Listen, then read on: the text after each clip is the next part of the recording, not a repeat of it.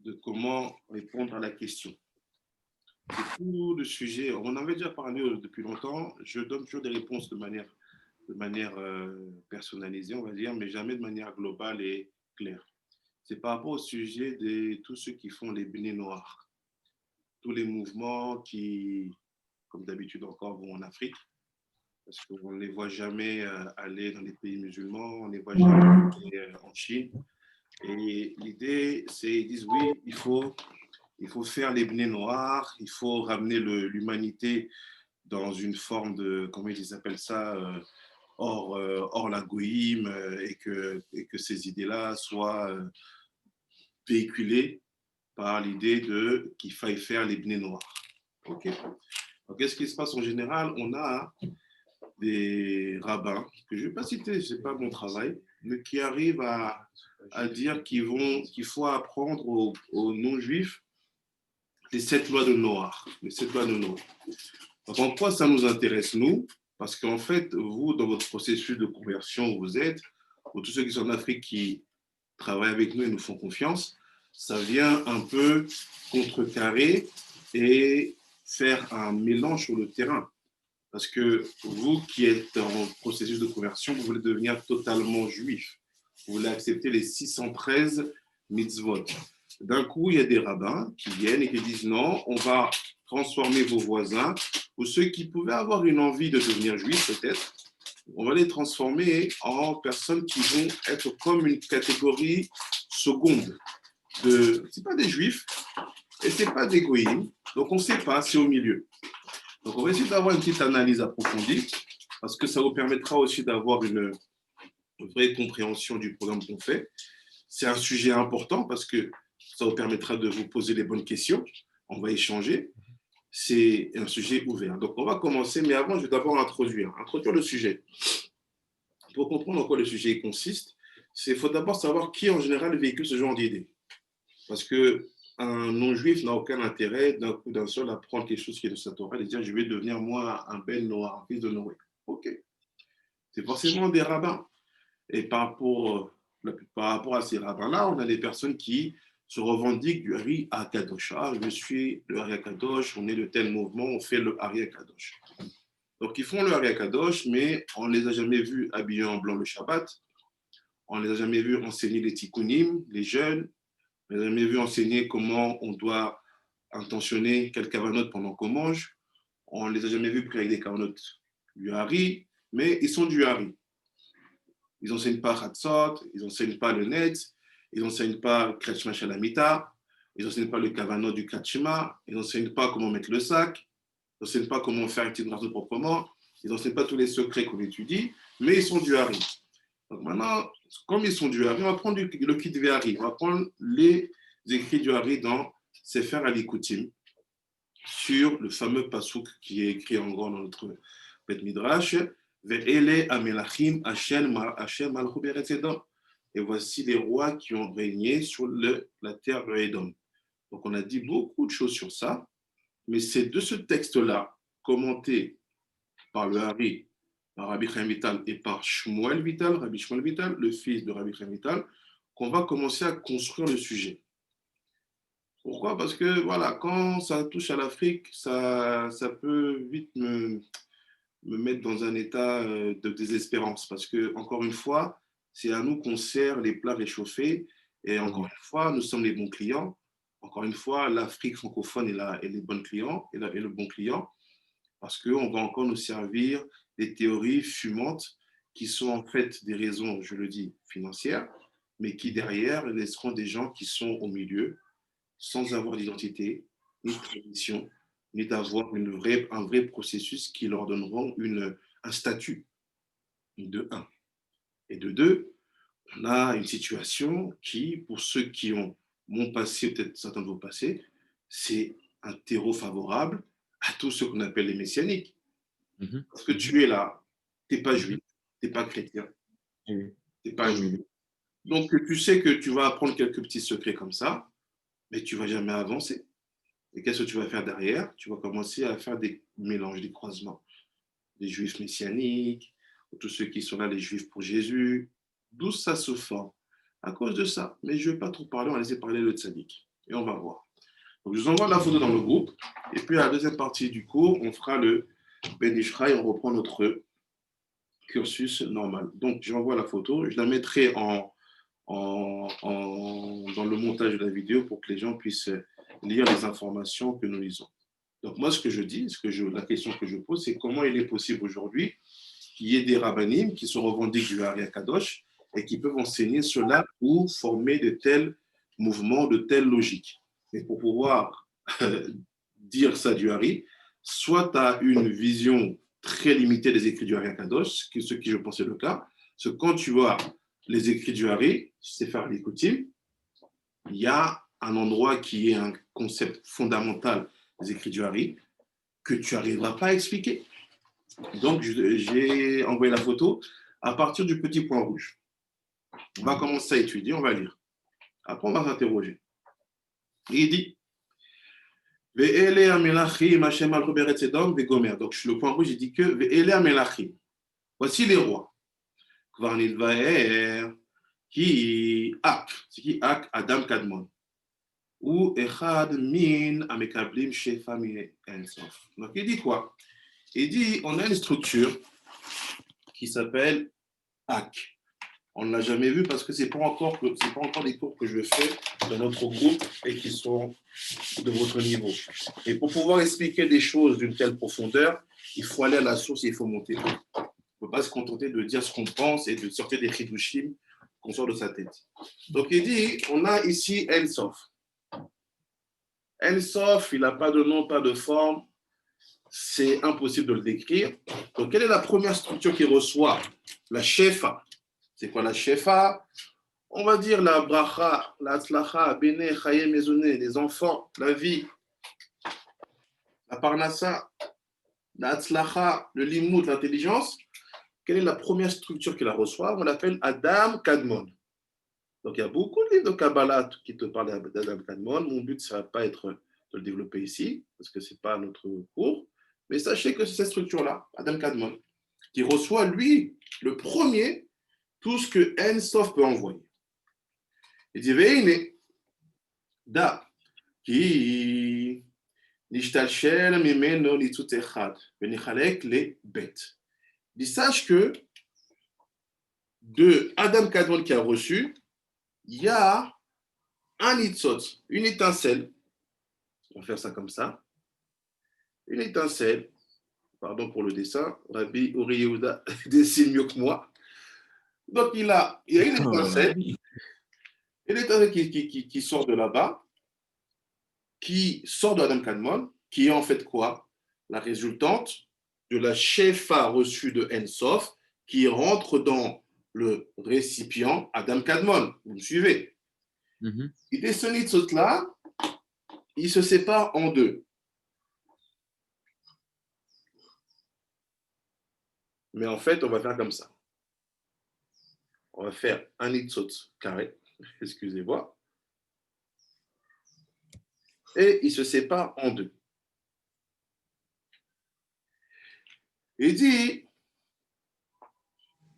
ce nitzot-là qui se sépare en deux, Moar Veklipa. Il dit, il fait comment ça s'appelle? Il fait ce nitzot-là que tu vois séparé en deux. Il y a une partie qu'on va appeler Moar. C'est quoi Moar? Le cerveau. Et l'autre partie qui s'appelait Klipa. Klipa. L'écorce. Après, il dit, suivez. Il fait ça, il fait quoi? Moar avec Klipa, Chores Israël, Tor Moar. Il dit maintenant, la racine des Bnei Israël, il est à l'intérieur du Moar. Donc là, on a Israël.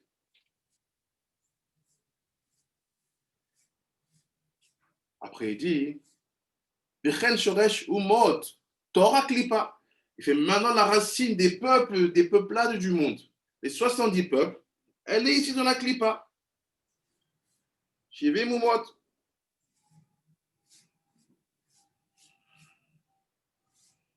Donc, ce qui veut dire quoi? Tous ceux qui mettent en avant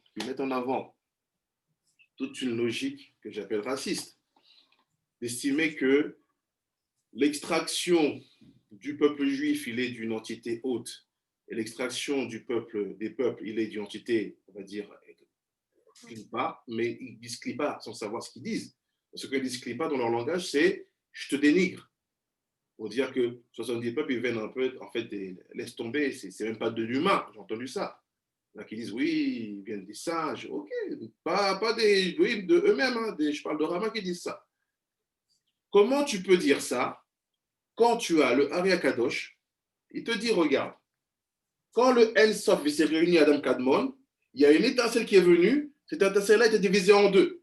D'un côté Israël, de l'autre côté les 70 peuples. Ah, explique-moi. On a vu singe ici? On a vu une seconde humanité? 4 lignes. En 4 lignes, ceux qui savent étudier le Hari, ils te prennent cette vidéo-là, ils déchirent. C'est pour ça qu'on vous dit, n'étudiez pas sur Internet. Il faut avoir des écrits et il faut les étudier. Il ne faut pas laisser les gens vous dire ce qu'ils pensent ou ce qu'ils interprètent. On étudie à partir d'un texte et on essaie de comprendre.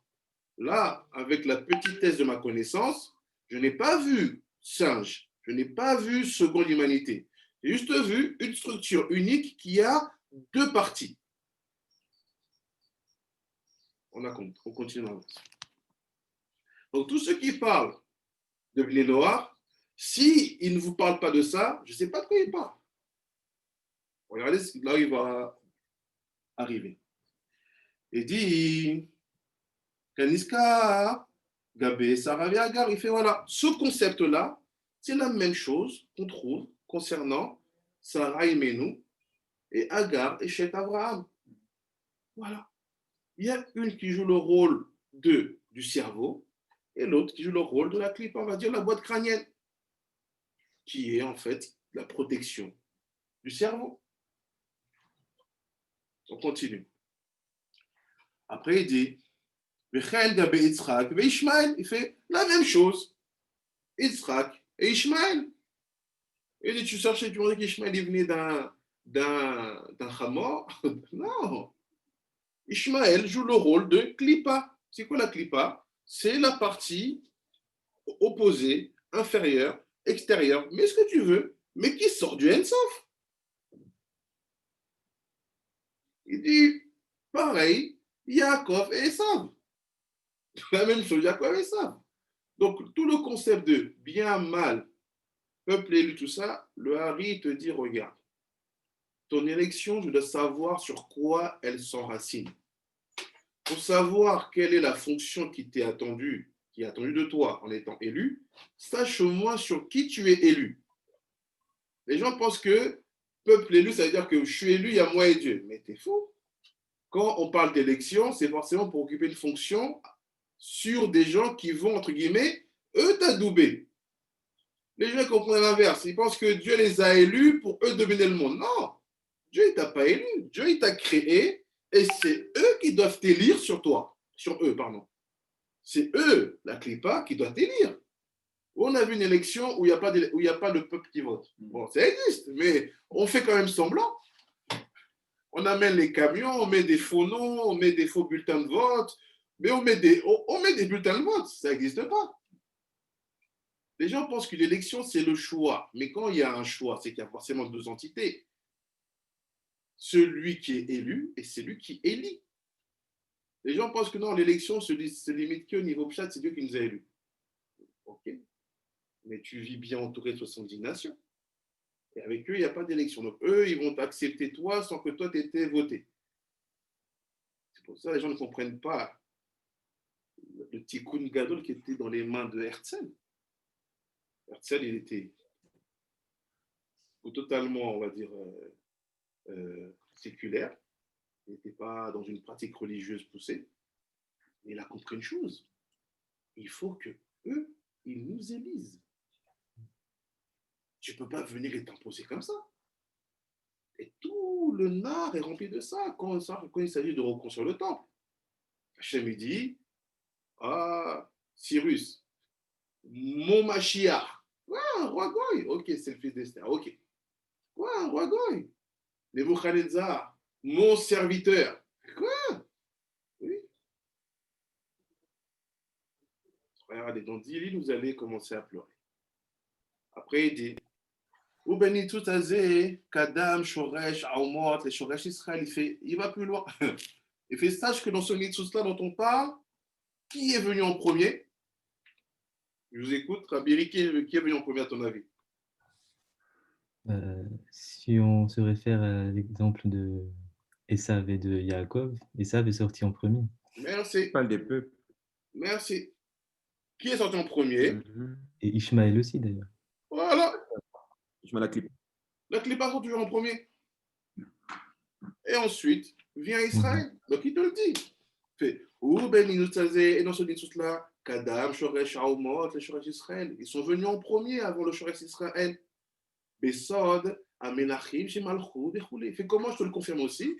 C'est bien écrit. Ve'ele Amenachim, Shemalchou, Beretzedom. Voici les rois qui ont régné sur la terre des Dômes. L'Ifne, Mala, Melea, l'Ifne Israël, avant que le roi des Juifs, des rois des Israël ne vienne. Donc on voit bien que quoi? Qui étaient les premiers à occuper la fonction des rois? C'était les non-juifs. Il continue. C'est clair. Il dit, les choix Besod, Melachim, Shemalchou, Beretzedom, Bechoulé. L'Ifne, Melor, Melech, Israël, avant que le roi des Israël ne règne. Il dit, maintenant je te précise. Voilà, ce Nitsus là, on va dire, on a la structure d'Adam Kadmon. On va prendre Chochma Binada, Tresek Bartifen, Netzar Yesod, Malchut. Ce Nitsus là, il est sorti de Malchut, de Hak. Ok. C'est pour nous préciser que de là, il aurait été conféré le caractéristique de roi. Parce que dans la Malchut, on a, dans la royauté, on a le roi. Oui, Rabbi Eric. Ah, c'était encore une remarque. D'abord, il y a, dans la formation du fœtus, il y a d'abord le crâne qui se forme, après seulement le cerveau qui se développe. Merci beaucoup. On voit qu'on a un neuroscientifique. Voilà. Il dit, c'est sorti de Malchut de Chak, mais Aklipa Yatsa Asara Amami. Il fait, sache que de cette clipa-là sont sortis 10 peuples.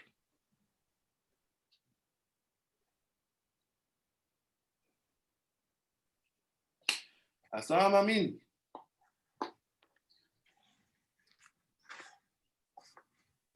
Chiti, Girgashi, Emori, Kenani, Ferizi, Rivi, Yevusi. Il en cite 7 pour le moment. Donc, tous les peuples que vous voyez cités quand on dit il dit Abraham, je te donnerai la terre des Cananéens, des Cananim. Il fait, mais en fait, c'est ça les premiers peuples racines. Bien sûr. C'est pour ça que l'hébreu, ça vient d'eux. Bien sûr. Les gens, ils pensent que quoi? Ils pensent que quand Dieu il parle des peuples racines, il va parler, je vais parler des Chinois, des Sud-Africains, des Brésiliens, des Argentins. Non! La racine originelle, on parle bien rouhani, spirituelle, même si après, au niveau de la génétique, on va avoir des peuplades qui vont se former avec une certaine forme physique, ainsi de suite. Il fait, mais la racine spirituelle des Umot El Olam, elle est 10. C'est quoi ces 10? C'est d'abord 7 qu'on connaît. C'est quoi les 7? Kriti. Je vais vous aider, je vais faire bien.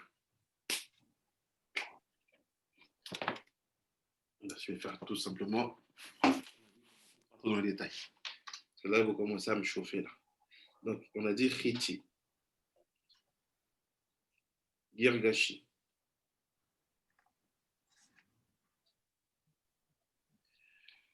Emori.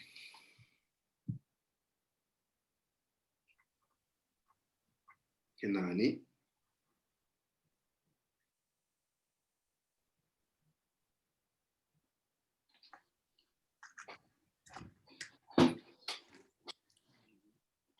Périsie.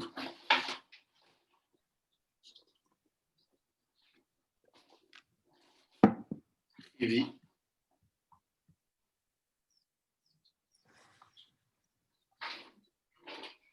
Yevoussi.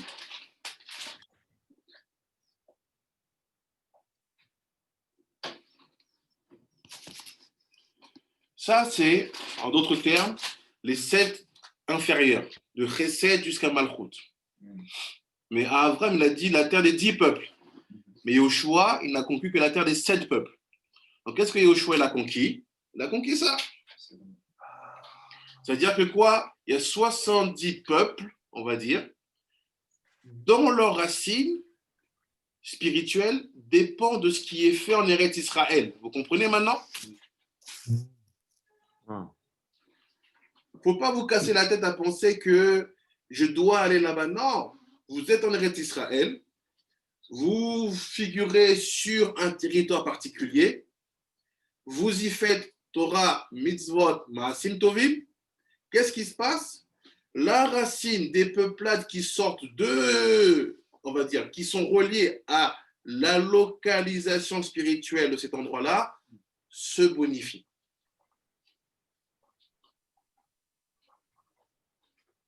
Il va plus loin. Il dit, il y a 3 goïms. Donc ça, on appelle les amim.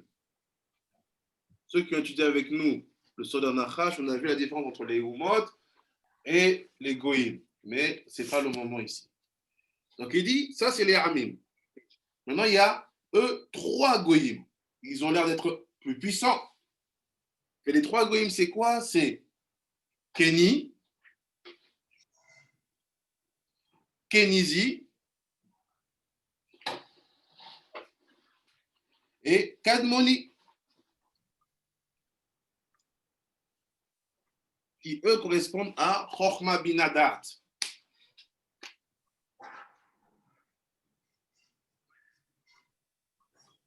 Donc celui qui te parle de Bnei Noach, sans être capable de te citer clairement la différence qu'il y a entre un Ouma et un Goy, pourquoi vous l'écoutez?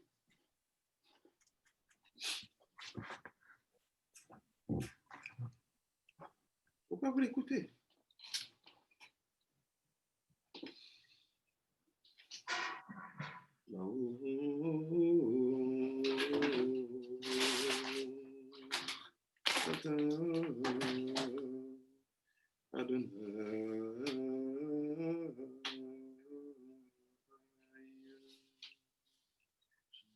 Elohim, Mene Haolam,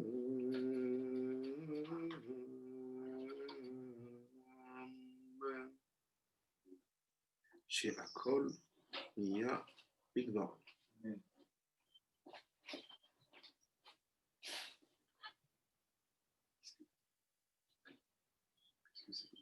Il y a encore des gens de ces peuples ici en Eretz Israël. Parce que dans le sud, moi j'avais vu des gens et on m'a dit, eux, c'est pas des Bédouins, c'est des Cananéens. C'est fort possible. Ouais. Mais ce qu'il faut que tu gardes en tête, Rabbi Shimon, c'est qu'il y a la racine spirituelle de ce peuple-là, ouais, qui est liée à l'espace géographique, et puis à l'extension génétique. Voilà. Là, il y a un mélange, on n'a pas toujours de référent. Il y a un avis qui va venir et dire, toi, tu es là-bas, toi, tu es là-bas. Mais nous, qu'est-ce qu'il fait le Hari ici? Il te dit, regarde, quand on te parlait des Kénaniens, sache qu'en fait que quoi? Dans les Bnei Ham, se trouvent toutes les racines des peuples du monde. Ah oui, c'est qui les Cananéens? Qui on a cité ici? C'est que les Bnei Ham. Bien sûr. La Torah vous expliquait déjà ce qu'il veut nous dire maintenant. Donc là, tout le monde m'envoie des liens d'Arama qui a dit, ouais, la Malchut, la couleur noire, l'Afrique, oui, mais c'est toi aussi qui veux ramener là-bas, non, l'histoire de Bnei Noach. Quand je ne regarde pas la vidéo, je vais m'envoyer, je ne vais pas regarder. Parce qu'on m'a appris, les maîtres qui m'ont enseigné à Yeshivat Bethel m'ont appris, tu ne regardes aucun cours sur Internet qui n'a pas été sourcé, que tu ne sais pas c'est qui, d'où ça vient et qu'est-ce que tu fais.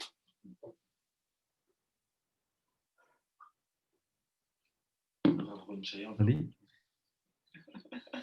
Chacun regarde qui il veut. Mais sachez regarder vraiment ce que vous savez d'où vient la massorette et que lui, en vous enseignant, il vous colle à une tradition. Oui, Rabbi Eri. Du coup, au niveau de... On a cité les 10 peuples, mais au niveau du Keter, c'est qui, du coup? Parce qu'on n'a pas appris... C'est quel peuple? Au niveau de Keter, là, tu as deux manières de lire. Soit tu dis que le Keter existe, à ce moment-là, le date disparaît, et ça serait les Kadmoni. D'accord. Soit tu dis le Keter disparaît et c'est le date qui est considéré, ça serait les Kadmoni. Donc c'est les Kadmoni. Donc il dit, après il dit, Ve'elu nishberu melchutam. Malchutam. Il dit, un instant. Voilà, donc il dit quoi? Il dit, Ve'elu nishberu malchutam. Il fait, ces 10-là, leur royaume a été détruit. Donc de qui on parle? On parle des Malché Edom, ceux qui sont reliés à la partie Klippa qui est sortie du Nitzot de En Sof Adam Kadmon. Ils étaient là, leur royaume a été brisé. Après il dit, Ve kefshu otam Israël, Nitzot Aklipot Aya, Kalul Me'eser. Donc il dit, qu'est-ce qui se passe à partir de ce moment-là, quand les 10 rois, eux, ils ont été brisés, on l'a vu. Et Yoshua est venu, il les a exterminés. Il les a exterminés, Yoshua. Et de là, on arrive à une situation où le premier roi d'Israël, qui sera Shaoul, va être nommé un descendant de Yoshua. Comme on sait qu'ici, Jérusalem, c'était un fort, c'était une forteresse cananéenne. C'est-à-dire que quand on est ici à Jérusalem, ce qu'on fixe, c'est les peuples iraniens connectés aux Cananéens. Tous c'était des Cananéens. Tous c'était des Cananéens. Ils avaient différents aspects. On les appelle Amorites, je crois.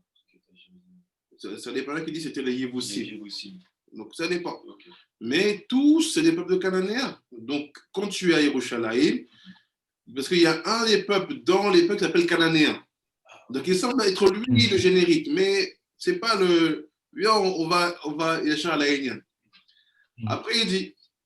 Donc après est venu la Meloucha, le royaume d'Israël. Et dans le Nitzutz de la Klippa, il y avait 10. Et qu'est-ce qui se passe? Asara Nitzutz Mimeno O VM Asara Amamim Asara Klipin. Et donc, de cette Nitzutz Klippa, on va dire partie inférieure du Nitzutz qui naît de En Sof Adam Kalmon, sont sortis 10 Nitzutz, 10 Sphirot, 10 peuples, 10 Klippa, 10 Klipot. Pourquoi on parle de 11 Klipot? Quand tu fais la Ketoret, tu cites 11. Parce que tu cites 10 et il y a une qui est le hors makif qui entoure, c'est la 11e. Donc d'où vient tout cela? De ceci pour là, de cette histoire-là. Après il dit, Ve anitsus de Moar M Yesod Yutzfirot. Il dit aussi, que maintenant qu'on a parlé de la Klippa, sache que le Nitzot du Moar, ici aussi, il a 10 Sphirot.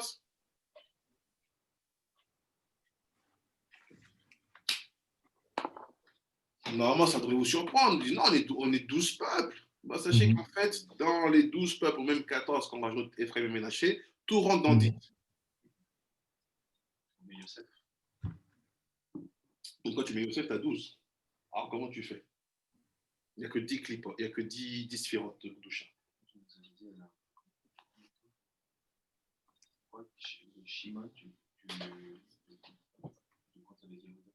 Non, tu prends en fait les tribus qui n'ont pas de territoire.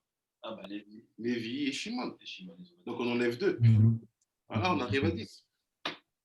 En comptant Yosef et pas Ephraim et Ménaché, des fois tu comptes Yosef pour inclure les 2 fils et tu enlèves Lévi et Shimon, voilà, tu as 10 territoires de Gdusha. Il dit quoi? Il dit les filles, Shelo Yichlou les Kabel Or à Torah. Donc là, il repart. Là, c'est le moment le plus important. On a presque fini. On va leur accorder 45 minutes, ça suffira pour le moment. Il dit les filles, Shelo Yichlou les Kabel Or à Torah. À cause du fait qu'ils n'ont pas réussi à recevoir la lumière de la Torah. Qui? Les 10 clipotes. Les 10 clipotes. Les 10 clipotes. Ils étaient incapables de recevoir la lumière de la Torah. Nishtabar Malchutam. Leurs royaumes se sont détruits parce qu'ils n'ont pas été capables de recevoir les lumières de la Torah. Vous voyez, il va aller à l'Ohari. Regardez ce qu'il dit. Vezé Sod Elohim Melachim. Et c'est le secret du Passouk. Voici les rois qui ont régné avant que ne vienne le roi d'Israël. Sod Ma'anin Tevirin Aniska Besefer Azohar. Il fait, c'est ce qu'on appelle les Ma'anin Tevirin. Ça, je ne vais pas expliquer, c'est un concept très compliqué, mais vous avez compris l'idée. Ils n'étaient pas capables de recevoir la Torah, c'est pour ça que le royaume de Canaan a été détruit. Après, il dit Vélo, et là, écoutez, Vélo Ratsu les Kabbalah Torah. Là, il change. Il dit de 1, ils n'étaient pas capables. De 2, ils n'ont pas voulu.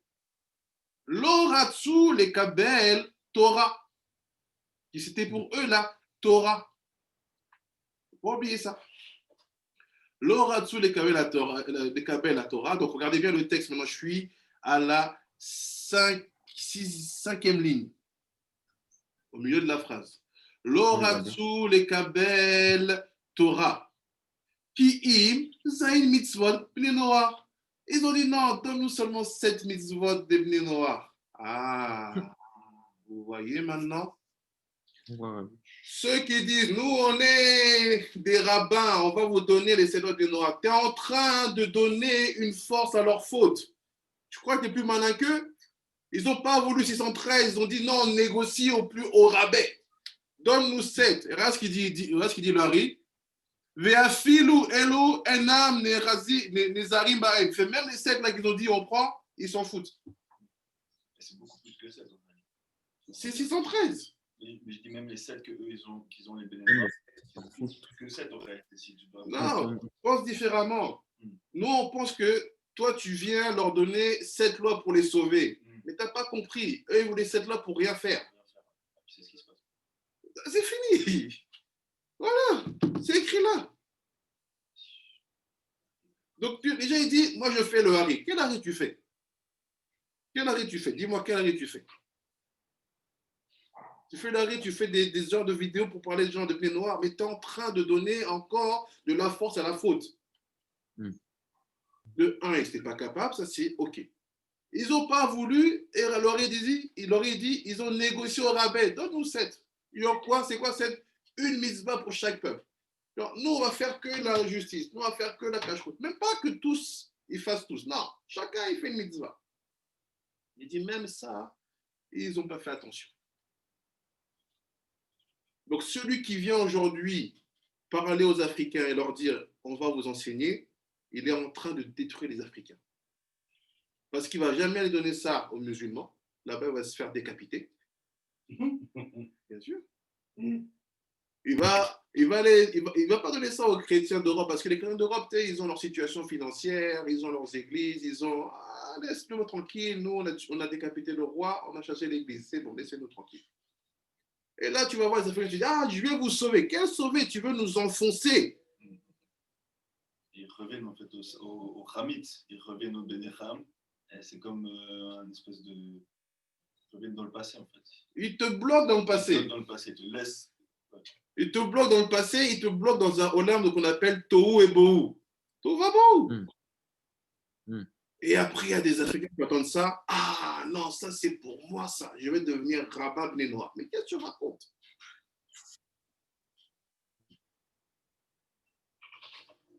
Je leur ai dit, ils ont refusé les 613 mitzvot.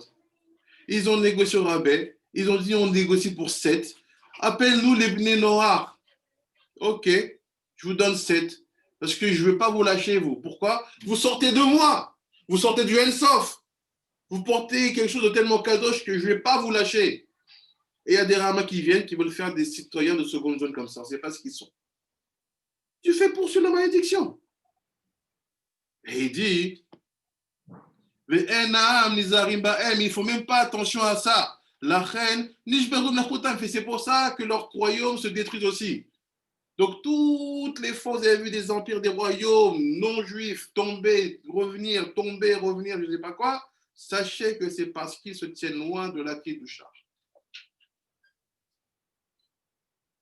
Il n'y a que le Zohar HaKadosh qui te dit le monde entier doit reconnaître le Hémet. C'est quoi le Hémet? Hachem ou Elohim, c'est tout. Il n'y a que des gens qui pensent connaître mieux que Rabbi Shimon, connaître mieux que Rabbi HaKadosh, qui disent non, il faut faire des gens comme ci, des gens comme ça. Soit tu enseignes le Hémet, soit n'enseigne pas. Reste dans ta synagogue, fais ton boulot. Ne te mêle pas de ce que tu ne comprends pas. Après, il dit les fiches et tout. Voilà, leur royauté, c'est je règne. Il donne un code ici. 1 heure et je meurs. C'était ça leur mort. Après, il dit il fait message que dans les 70 peuples-là, leur spiritualité est repartie en haut. Besod, Ve'aruach, Tashuv el Elohim, du secret de et l'esprit repartira à Elohim. Ça veut dire quoi? Là, on parle de quoi? De Kretametim. On parle de ce processus qu'on appelle dans les Kitvéari, ce qu'on appelle la Yerusha, l'héritage. C'est écrit dans Shar HaMitzvot, Kitvéari, Parashat Pinchas, en parlant des filles de Tzlofrad. Ceux qui comprennent mon langage, allez voir là-bas. Vous comprendrez ce qui se passe ici. Après, il dit Ve'agouf, Nisha, Besola Klipa. Il fait leur spiritualité remontée. Donc, on peut nous la gérer, mais leur corps, le Kéli, il est resté Klipa. Ça veut dire quoi? Ça veut dire que, ici, dans les 70 peuples, il y a une partie qui est âme et une partie qui est ustensile. Il fait l'âme, elle repartit en haut de la Gdusha. Donc, on peut l'utiliser. Mais comment tu l'utilises? Il faut leur mettre le Hémet. Ne fais pas dans ta stratégie de Hémet les blés noirs. Je sais qu'à ce moment, tu n'as pas étudié. Tu n'as pas lu. Tu fais n'importe quoi. Et il dit message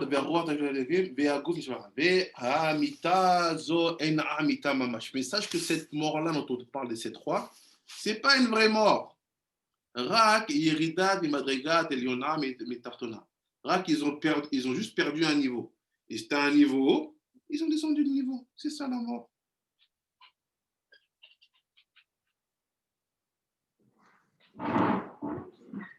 Et si tu veux, et je finis par là, et si tu veux regarder ça, c'est Dougmat Aïcha Yolé Yatsa Gamken Psolet. Regarde l'exemple d'une femme qui va accoucher.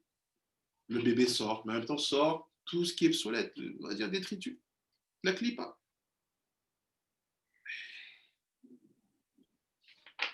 Petit texte du Hari.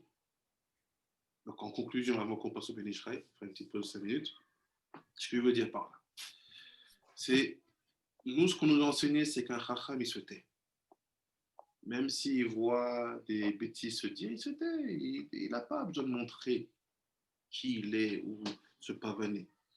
C'est pour ça qu'il y a beaucoup de nos vidéos qu'on met sur YouTube, on les met en privé, elles ne sont pas là pour être vues. Ceux qui doivent les voir, c'est ceux qui doivent venir et avoir, entre guillemets, un lien physique avec leur enseignant.